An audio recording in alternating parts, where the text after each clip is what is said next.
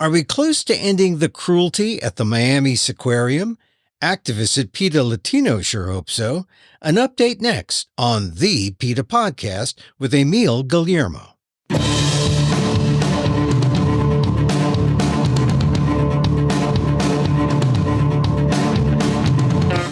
Welcome to the PETA Podcast. I'm Emil Guillermo, your host for this inside look at animal rights, brought to you by PETA, the largest animal rights organization in the world. On today's episode, the Miami Seaquarium. In January, Miami-Dade County officials sought to terminate the lease to the Dolphin Company, the owners of the Seaquarium, because of numerous USDA citations for Animal Welfare Act violations. It's just part of an abysmal record that includes multiple deaths of animals and the mishandling of animals at the park. The Seaquarium has said in public that it has taken care of any problems, but the USDA hasn't confirmed that. Meanwhile, the Seaquarium just last week has been put on a 45-day notice for being nearly $90,000 behind in rent. PETA Latino has done much to let the public know of the problems at Miami Seaquarium. PETA Latino took action to help save Lolita, an orca who is just about ready to be relocated to a Washington state sanctuary last year, until she died suddenly. PETA Latino has also kept up the pressure about the record in animal care at the Seaquarium. Celebrity-led protests have kept the issue in the public eye. Alicia Aguayo is the Associate Director of PETA Latino Communications. She talks about how the Latino community has been an important part of the campaign, as compassion for animals is universal. On the PETA Podcast. Alicia, thank you for being part of the PETA Podcast again. Of course. PETA Latino has been so involved in the future of the Miami Seaquarium. This has got to be kind of exciting, the fact that the Miami Seaquarium might be shut down for good. Yeah, it is. I mean, we've got the champagne on ice, waiting for the day that we can celebrate that the animals are really out of there. It could be a long road ahead with all the animals that they have in there, 46 marine mammals, hundreds of birds, fish, sharks, rays. So, getting them all transferred to sanctuaries and places where they're going to be in better conditions and making sure they don't get sent to someplace similar like SeaWorld where they would be in, similar or even worse conditions. PETA is committed to working with the County of Miami-Dade and with this aquarium itself to make sure that we can get these animals into better situations. So we're excited about the possibility of that happening. And we really want the county commissioners to move quickly, because we have seen over and over again that the Miami Seaquarium has been incapable of providing proper care to these animals. I mean, inspection reports in 2021, 2022, 2023 all showed that they were failing to comply with the Animal Welfare Act. So at this point, we hope the county commissioners will act swiftly to move toward getting the animals out of that hellhole. And they say two sides to every story, and all the stories I read in the mainstream press about Seaquarium, they are for the animals or for the best, the best. They're in the best interest. They write in the best interest of the animals, but at the same time, they recognize that Seaquarium, the Miami Seaquarium, has been part of the Miami scene for decades, and people have this. They relate to it in this. Oh, this is where we used to bring the kids, and this is where we used to see the animals, and so it's almost like bittersweet in a way. But tell us about the Seaquarium and why we shouldn't have these mixed emotions about this aquarium. What Sure, did it do? I can understand that. I grew up in San Diego. I used to go to SeaWorld. But now, just thinking about, now that I know what the animals at places like SeaWorld and the Miami Seaquarium are suffering through, it just makes me feel really sad that I used to go there all the time when I was a kid. I mean, they have shown so many times that they can't take care of these animals. They have they have these dilapidated tanks that are literally, falling apart. And in one report, there was a dolphin who had actually swallowed a piece of the tank that came off. They've got dolphins housed together in what seem to be incompatible groups because another report showed that they're attacking each other. One dolphin had broken ribs. I mean, it's just been over and over that it's been shown in the USDA reports that they can't properly care for these animals. So it's really time for people to embrace all the other wonderful things that are in Miami and all the other fun stuff, the museums, the beach. There's so much to do in Miami that we don't need to be visiting places like the Miami Seaquarium.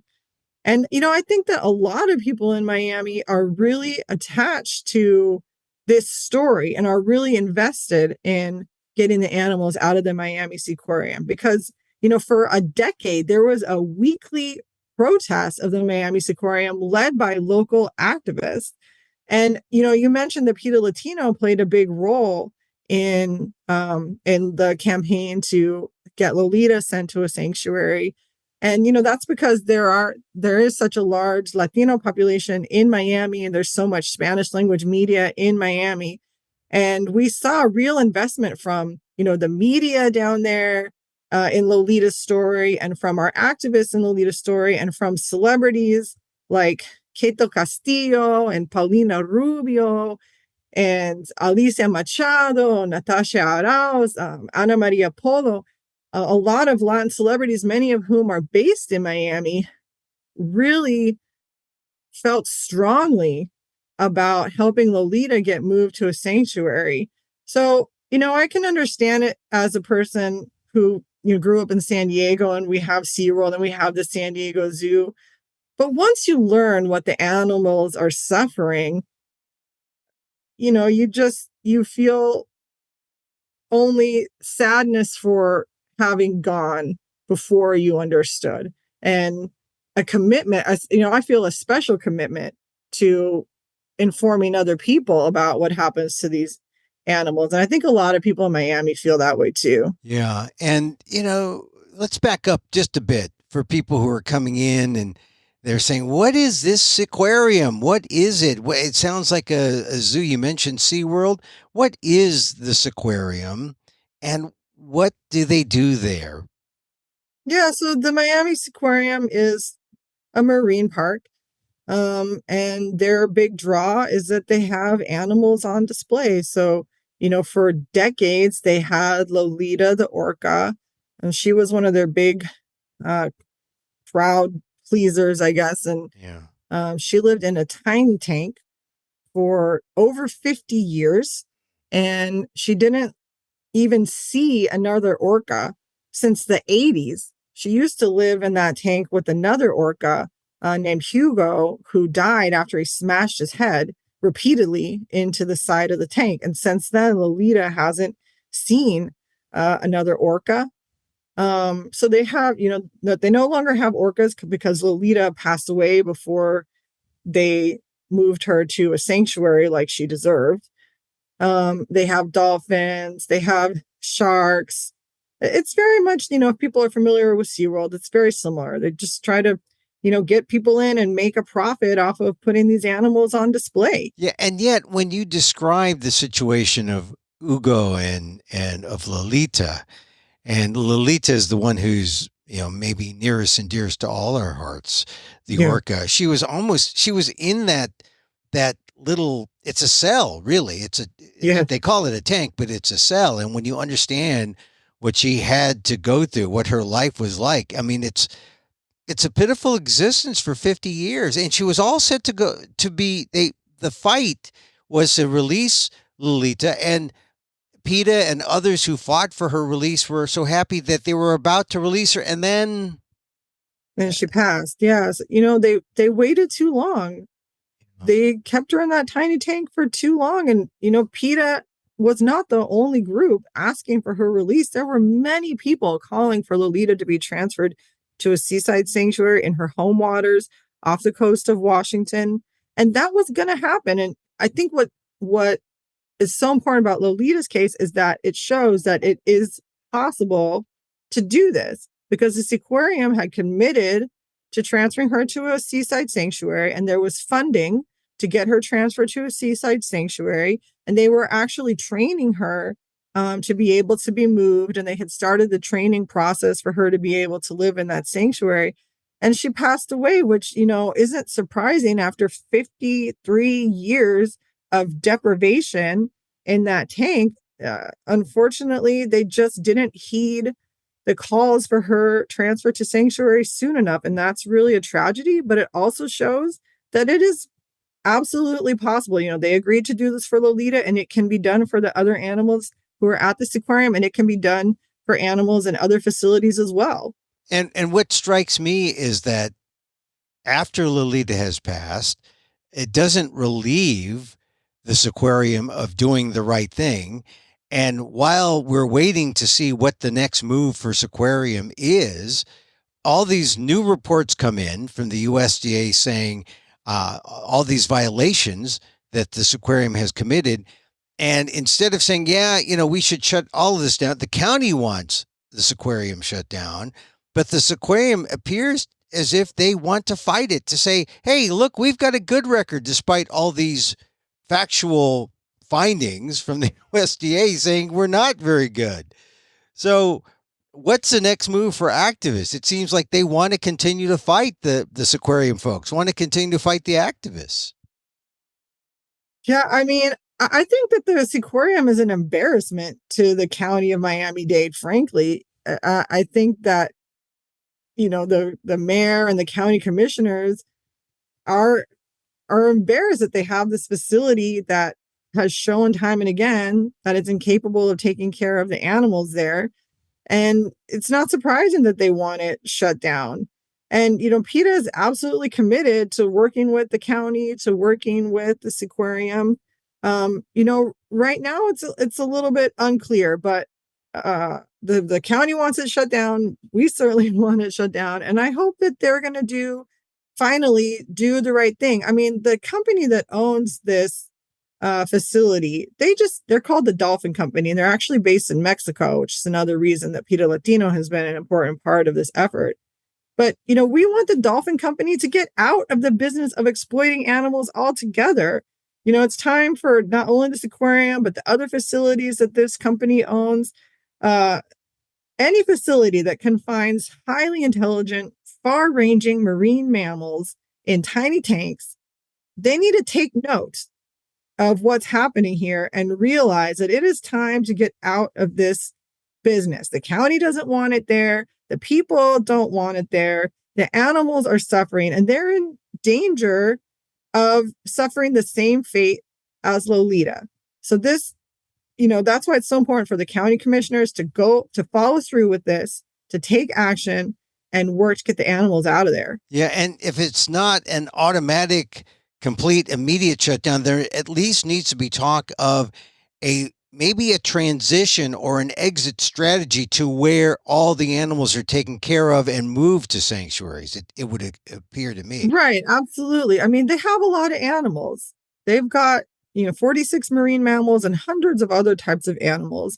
And it will take some time to figure out how to get all of those animals into the best possible situation for them. And it should take time, to make sure that they're all getting placed in good conditions, that they can move to sanctuaries and not be sent to places like SeaWorld, because, the Miami Seaquarium had promised to release one of its dolphins, Lee, with Lolita to a sanctuary. When they were going to send Lolita to sanctuary, they were going to send her tankmate Lee also to the sanctuary. And then when Lolita passed away, they reneged on that promise and sent Lee to SeaWorld. So we definitely don't want to see that happen to the other animals. And PETA stands ready to help get these animals into better situations. So PETA Latino has played a major role in this effort as well, specifically. Tell us about, the effort of PETA Latino, beginning with Lolita, and you mentioned the Dolphin Company being based in Mexico. Tell me about the pressure there and how there's been media pressure and celebrity pressure, and tell me about how all of this has contributed to where we are today. the celebrity pressure especially has really played a big role in making a lot of people aware of Lolita's story. And through Lolita, people became aware of the suffering of all the animals at the Miami Seaquarium. And I think Lolita really opened up, a lot of people's eyes to what happens to animals at places like the Seaquarium and SeaWorld. But, you know, the Miami Aquarium has been through a bunch of owners in the last decade or so, and none of the owners have been able to take care of these animals properly. So the dolphin company, the Mexican company, is only the most recent owner. But we had Keto Castillo, who is a huge celebrity, originally from Mexico. She's a telenovela actor, and she's also on PETA's honorary board of directors. And she sent a letter to the dolphin company asking them to send Lolita to sanctuary. Another Mexican celebrity, Paulina Rubio, who actually lives in Miami now, she sent a letter to the dolphin company asking them to send Lolita to sanctuary. We've had a lot of protests down there, like celebrities like Alicia Machado from Venezuela, who lives in Miami now, Natasha Arauz, who I think is also from Venezuela and lives in Miami now. They actually came out to protest, to share it on their social media, share it with their followers, help us get press coverage of these things. Ana Maria Polo, another local Latina celebrity based in Miami, she did a video about Lolita's story. And, just the fact that, Lolita and the Miami Seaquarium are in Miami, and there's so much Spanish language media, such a large Latino community down there. It was really heartwarming to see not only these celebrities, but also local activists, many of whom are Latina, support the effort to help Lolita and support the effort to get all the animals out of the Miami Seaquarium. And we're very grateful to every influencer and celebrity who helped with this, because, I don't think we would be where we are today with the county of Miami-Dade saying they want to terminate this lease if we hadn't been able to generate such massive pressure, in the media and online, on social media. And the pressure from these celebrities, from these weekly protests by local activists, is really what I think finally pushed the county of Miami-Dade to say, enough, this is really embarrassing for us. Everybody is talking about how horrible the conditions are for these animals, and we can't have this anymore. Well, tell me about that a little bit, about the power of celebrity. I mean, you just described it, but it seems that PETA, regular PETA knows the power of celebrity. It shouldn't be a surprise that you get celebrities involved in a PETA Latino cause and things change. Tell me about the unique relationship, or is it all that unique? Is it different that the celebrities have on the Latino community, and the power, what that means to have a celebrity embrace a a cause like a Lolita, or the shutdown of this aquarium? What does that mean in terms of the impact, or the connection and the engagement with the public? We all have something that we can bring to the table for animals, whether you're a celebrity or not a celebrity. We all have something that we can bring to the table. Like the power of the activists who came out, week after week and protested. That was absolutely a very important part of this campaign. But celebrities bring their own thing to the table. Of course, they bring, and mostly, quite a lot of social media followers. So just by putting something on their social media, they can reach potentially millions of people with a message.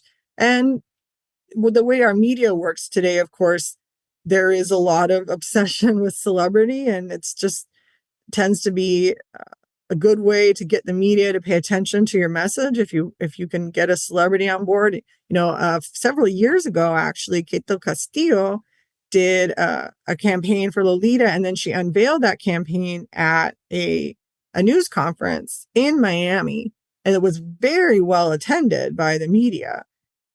And so just to be able to, keep the media talking about something like this, coming back at it with people like Kate, with people like Paulina Rubio, with people like Ana Maria Polo, over and over, and just making sure that it doesn't ever fade from the public consciousness is absolutely critical to any type of campaign, any type of social justice campaign. So, it's a big team effort, and celebrities are just one part of the team. But of course, we're very grateful to all of them who did get involved, and the activists who just never quit. Yeah.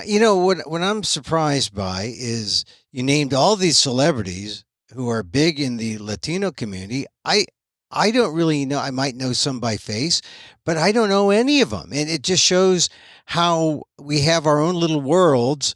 But if you bring in someone who is part of a new world, you just enlarge the whole animal rights message in the animal rights community.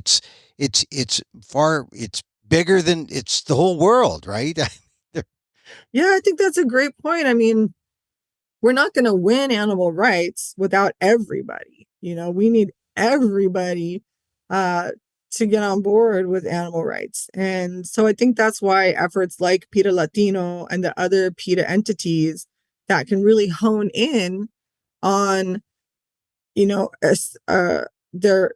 part of the world and the different cultural traditions that come from their part of the world, and the art and the music and the TV shows, everything that's coming out of the part of the world that they cover. So PETA Latino covers Latin America and, of course, Latina folks in the United States. And it's absolutely super important to make sure that we're connecting with people from across that region by working with celebrities who they recognize. So, I was mentioning Paulina and Kate from Mexico, and then Natasha Arauz and Alicia Machado from Venezuela. And we make an effort to make sure that we're bringing in folks from across the region because, of course, Latin America is in itself very diverse. And picking and working with celebrities who can connect with people from all over. And I think that's super important because, of course, our celebrities like Alicia Silverstone and Joaquin Phoenix, they're wonderful and super helpful and really dedicated to helping animals, but they don't speak to everybody in the world. And we got to bring in, people who are going to help us connect with everyone. Yeah, and as you see the diversity, right, you see all the different niches come together, you see that there is common ground, and you see where people have a connection, and the connection is through the animals and their well-being and their treatment, their ethical treatment. And suddenly you find yourself not alone, but with all these other animal rights activists who are calling for the same thing. It's kind of absolutely. I mean, compassion is universal, right? I mean, cultures from across the world are different, but compassion is universal. And that's really a beautiful thing. Yeah. And so are there any Latin countries or cities that restrict dolphin and whale exhibits? I mean, I'm just curious because, we have this Mexican company, the Dolphin Company, which runs the Miami Seaquarium.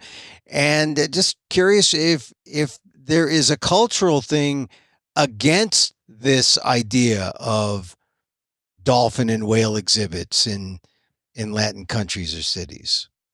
Definitely. I mean, I think, there's a lot of opposition to SeaWorld here in the United States. And certainly people across Latin America are committed to ending this kind of thing. I actually believe that Mexico City has outlawed having what we call dolphinariums, which are like, swim with dolphins and other things where dolphins are attractions. But dolphinariums are fairly common across Mexico, but really, they're for the tourists. They're not even for the most part, they're not really they're not geared toward people who live in Mexico. They're in places like Cancun. They're in places like Puerto Vallarta. They're trying to bring in the tourists and not even really the locals. But there definitely are efforts in Mexico to outlaw dolphinariums.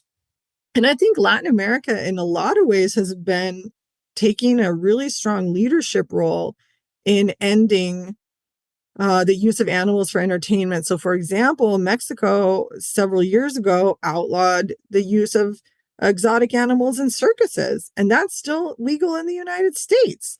And there's several other countries in Latin America that have outlawed the use of exotic animals in circuses, including Colombia and Costa Rica and some others as well.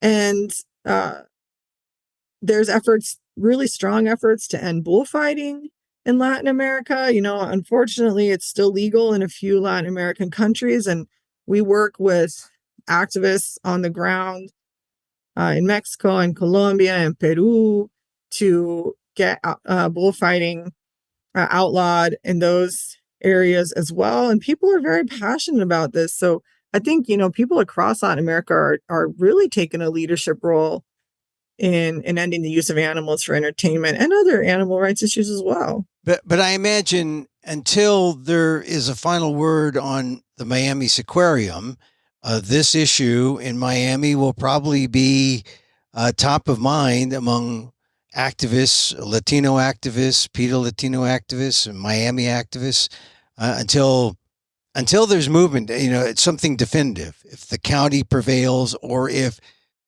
the Seaquarium is able to say, "Oh, we're going to do this instead," we'll clean up our act. I'm not sure what's going to happen, but it's going to be. This is probably topic A for a while, huh?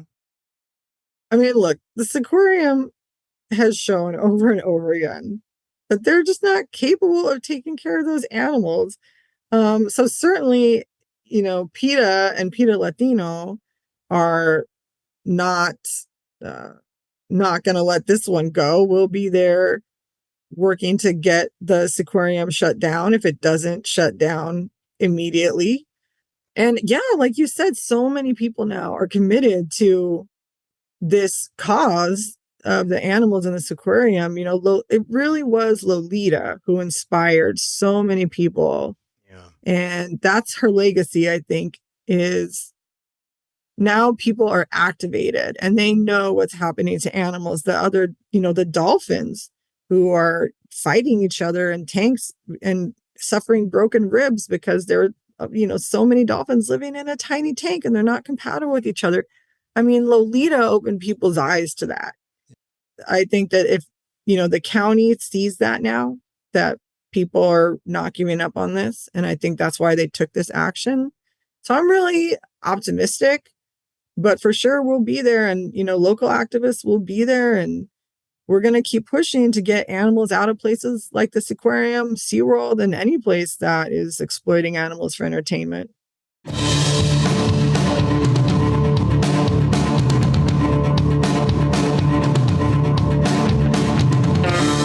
Alicia Aguayo is the Associate Director of PETA Latino Communications on the continued efforts to pressure public officials to shut down the Miami Seaquarium. And that's our show for today. Thank you for listening. Don't forget to send a link of this show to your friends. Tell them you like the PETA Podcast. You can contact us at PETA.org. You can find me on Twitter at Emil Amok. That's EMILAMOK. Or see my vlog at AMOK.com. Or see my work at ALDEF, the Asian American Legal Defense and Education Fund. That's ALDEF, AALDEF.org/blog. Or get this podcast on YouTube at Emil Amok 1.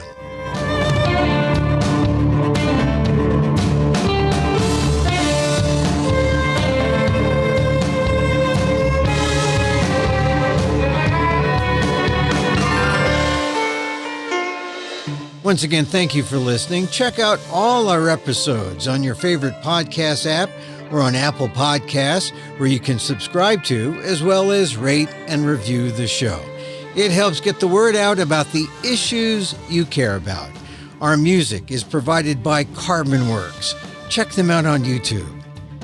And thank you again for being part of our journey. Join us next time for more insight into animal rights and the fight for a cruelty-free world on the PETA Podcast. I'm Emil Guillermo.